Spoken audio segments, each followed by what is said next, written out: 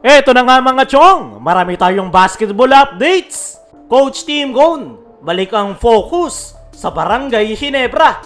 Paul Garcia, good news, ipapasok na sa wakas sa official lineup ng Barangay Ginebra. Eto nga si Paul Garcia mga chong, ang isa sa mga player na gustong-gustong makita ng Barangay Ginebra fans. Nang dahil yan sa may pagkakahalin tulad ito sa laro ni Scottie Thompson, masipag, hustle player at handang makipagpalitan ng muka. Matulungan lang ang kanyang kupunan. Pero na itong mga nakaraan ay hindi nga siya naipasok sa 15-man lineup ng Barangay Ginebra dahil loaded na loaded ang kanilang kupunan. Pero ngayon, ang magandang balita ay nagkaroon na nga ng espasyo para kay Paul Garcia matapos mag-retire at lumipat netong si L.A. Tenorio bilang head coach ng Magnolia Hotshots. Hindi lang isa kundi dalawa yung nawala sa Barangay Ginebra dahil umalis si Jamie Malonzo kung saan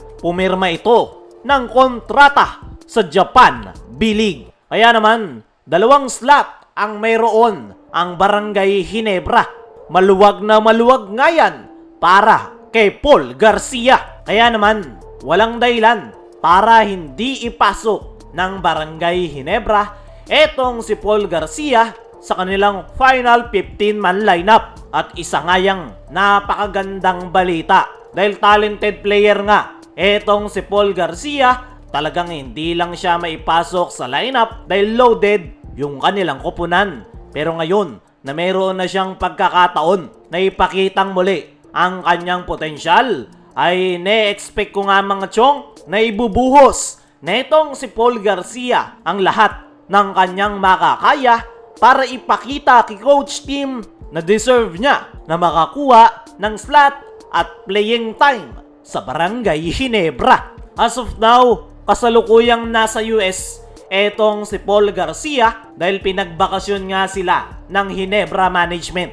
Pero imbes na magbakasyon, etong si Paul Garcia ay tuloy-tuloy pa rin ang kanyang pagpapakondisyon at pag-i-improve ng kanyang laro. Wala nga itong oras na sinasayang bagkos mas lalo nga itong nanggigil na i-improve yung kanyang laro dahil malaki nga yung chance na ipapasok na siya sa final 15-man lineup ng Ginebra.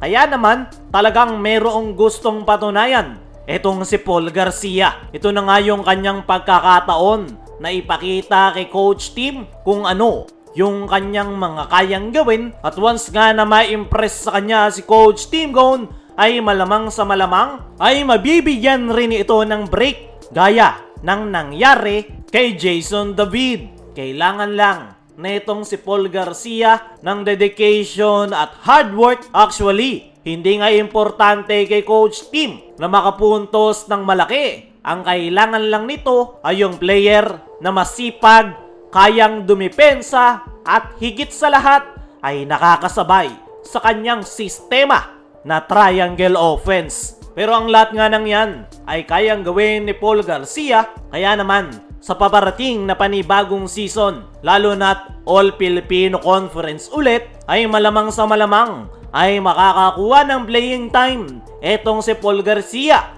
Kailangan niya lang sipagan at ipakita kay Coach Team na deserve niya ng playing time. As of now, tuloy-tuloy pa rin yung pagpapakondisyon netong si Paul Garcia sa US dahil pinaghahandaan nga nito ang panibagong season ng PBA. Dumako naman tayo dito sa kabilang balita. Coach Team Gone, balik ang focus sa Barangay Ginebra. Matapos yung naging stint ni Coach Team para sa Gilas, Pilipinas, ay balik na nga siya sa kanyang usual na trabaho sa Barangay Ginebra.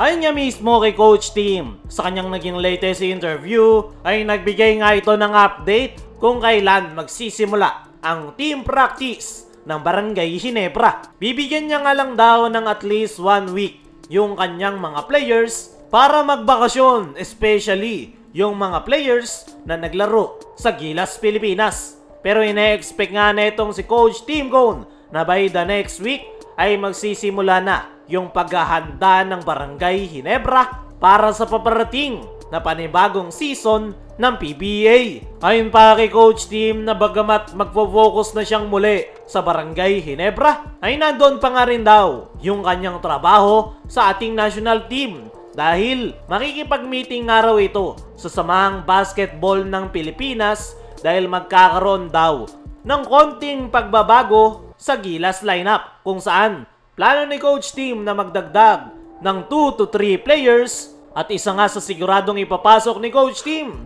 ay si Quentin Melora Brown. Matapos yan ay matagal-tagal nga raw ulit silang magkikita sa Gilas kaya naman magfo-focus ulit si Coach Tim para sa kanyang kupunan na Barangay Ginebra. Wala ngang binanggit si Coach Tim kung ano yung kanyang plano sa kanyang kupunan na Barangay Ginebra bago magsimula ang panibagong season. Pero normal na nga yan kay Coach Tim. Hindi niya nga agad sinasabi kung ano yung kanyang plano sa Ginebra pero panigurado na magkakaroon ng major changes sa kanyang kupunan dahil kailangan nila ng big man at the same time na wala nga si Jamie Malonzo sa kanilang kupunan.